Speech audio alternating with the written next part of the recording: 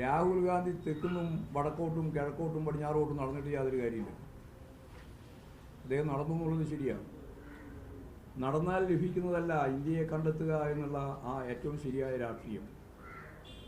അദ്ദേഹത്തോട് എനിക്ക് അഭ്യർത്ഥിക്കാനുള്ളത്, ആദ്യം ജവഹർലാൽ നെഹ്റു തന്നെ എഴുതിയ ഇന്ത്യയെ കണ്ടെത്തൽ എന്ന പുസ്തകമുണ്ട്. ആ പുസ്തകം വായിക്കണം. എന്നാൽ എന്താ ഇന്ത്യ എന്ന് മനസ്സിലാവും. ജവഹർലാൽ നെഹ്റു നമുക്കെല്ലാം അറിയുന്നത് പോലെ ചരിത്രപരമായ ഭൗതികവാദം അടിസ്ഥാനപ്പെടുത്തി എഴുതപ്പെട്ട ഏറ്റവും പ്രധാനപ്പെട്ട പുസ്തകമാണ് ഇന്ത്യയെ കണ്ടെത്തൽ, വിശ്വചരിത്രാവലോകം. ഇവിടെ ആരെങ്കിലും എഴുതി കൊടുക്കുന്ന കാര്യം വെച്ചിട്ട് പ്രസംഗിക്കല്ല വേണ്ടേ.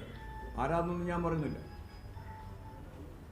എന്തായിരുന്നു ഇന്ത്യ, എങ്ങനെയാണ് ഇന്ത്യ രൂപപ്പെട്ടത്, അതിൻ്റെ ചരിത്ര പശ്ചാത്തലം എന്താണ്, അതിൽ ഇടതുപക്ഷത്തിൻ്റെ ഏറ്റവും പ്രധാനപ്പെട്ട പങ്കെന്താണ്. എല്ലാ കാലത്തും ഇടതുപക്ഷത്തിൻ്റെ ഈ പങ്കിനെ സംബന്ധിച്ച് കൃത്യമായിട്ട് ലോകത്തോട് വിശദീകരിച്ച ഒരാളാണ് ജവഹർലാൽ നെഹ്റു എന്ന ഇന്ത്യയിലെ ഏറ്റവും പ്രമുഖനായ ചരിത്രകാരൻ കൂടിയായ രാഷ്ട്രീയ നേതാവ്, ഭരണാധികാരി. അപ്പോൾ കാര്യങ്ങൾ അവതരിപ്പിക്കുമ്പോൾ എന്തെങ്കിലും വ്യക്തതയോടുകൂടി അവതരിപ്പിക്കാനാവണം.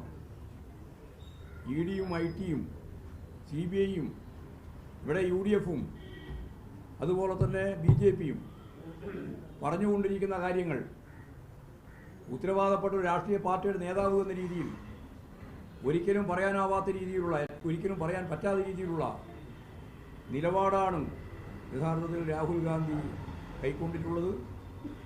ഇതൊരു രാഷ്ട്രീയ നേതൃത്വത്തിൻ്റെ ഭാഗമായിട്ടുള്ളവർക്ക് അനുയോജ്യമായ ഒന്നല്ല. രാഹുൽ ഗാന്ധിയെ വിമർശിക്കുന്നു എന്നുള്ളത് ശരിയാണ്, ഇനിയും വിമർശിക്കും.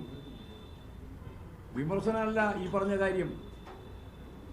പ്രതിപക്ഷ നേതാക്കൾക്കെതിരായിട്ട് ED യും അതുപോലെ തന്നെ കേന്ദ്ര ഏജൻസികളും ചെയ്തുകൊണ്ടിരിക്കുന്നത് തെറ്റാണ് എന്ന് നിരന്തരമായി പറഞ്ഞുകൊണ്ടിരിക്കുന്ന ഇന്ത്യ മുന്നണിയുടെ ഭാഗമായിട്ട് നിൽക്കുന്നതിൻ്റെ ഒരു നേതാവ് പിണറായി വിജയനെയും അതുപോലെ തന്നെ കുടുംബത്തെയും എന്തുകൊണ്ട് ആക്രമിക്കുന്നില്ല എന്ന പ്രകോപനപരമായ ചോദ്യമാണ് ഉന്നയിച്ചത്. തികച്ചും തെറ്റായ നിലപാട്, രാഷ്ട്രീയമായ അന്തസത്തക്ക് യോജിക്കാത്ത സമീപനം. അതിനെയാണ് ശക്തിയായിട്ട് ഞങ്ങൾ എതിർത്തത്. ഞങ്ങൾ രാഹുൽ ഗാന്ധിയെ മുമ്പ് എതിർത്തിട്ടുണ്ട്. എതിർക്കുന്നത് വ്യക്തിപരമായിട്ടുള്ളൊരു എതിർപ്പല്ല, കൃത്യമായ രാഷ്ട്രീയമാണ്. മഹാത്മാഗാന്ധിയുടെ രക്തസാക്ഷിത്വത്തിൻ്റെ അടിസ്ഥാനം എന്തായിരുന്നു? ഒരു മതരാഷ്ട്രമാക്കാൻ ഇന്ത്യയെ അനുവദിച്ചില്ല എന്നതാണ്. ഗോൾവാൾക്കർ വിളിച്ചു ചേർത്തിട്ടുള്ള സ്വാതന്ത്ര്യ സമരത്തിൻ്റെ ഉൽപ്പന്നമായിട്ട് നമുക്ക് ലഭിച്ച സ്വാതന്ത്ര്യ ദിനത്തിന് ശേഷം 1947 ആഗസ്റ്റ് 15 ശേഷം ഡൽഹിയിൽ വിളിച്ചു ചേർത്തൊരു വലിയ സമ്മേളനത്തിൽ അന്ന് പ്രചാരകരെ പങ്കെടുപ്പിച്ചുകൊണ്ട് 2000-ഓളം ആളുകൾ പങ്കെടുത്തു എന്നാണ്. ആ സമ്മേളനത്തിൽ അദ്ദേഹം പറഞ്ഞത് മുസ്ലിം ദേശീയതക്ക്, പറഞ്ഞാൽ മുസ്ലിങ്ങൾ ദേശീയതയുടെ ഭാഗമാണെന്നാണ്. ഞങ്ങൾ അന്നും അംഗീകരിക്കുന്നില്ല, ഇന്നും അംഗീകരിക്കുന്നില്ല. ആ മുസ്ലിം ദേശീയതക്ക് പാകിസ്ഥാൻ കിട്ടി.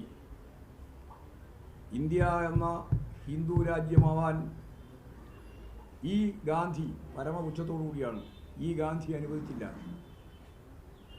അപ്പോൾ ഒരു മതരാഷ്ട്രമാക്കാൻ അനുവദിക്കാത്തതിൻ്റെ രക്തസാക്ഷിയാണ് ഇന്ത്യയിലെ മഹാത്മാഗാന്ധി. അത് മനസ്സിലാക്കുന്നത് നല്ലത്. കോൺഗ്രസിനെയാണ് ഉദ്ദേശിക്കുന്നത്. BJPയെ സംബന്ധിച്ചിടത്തോളം പറയേണ്ട കാര്യമില്ല.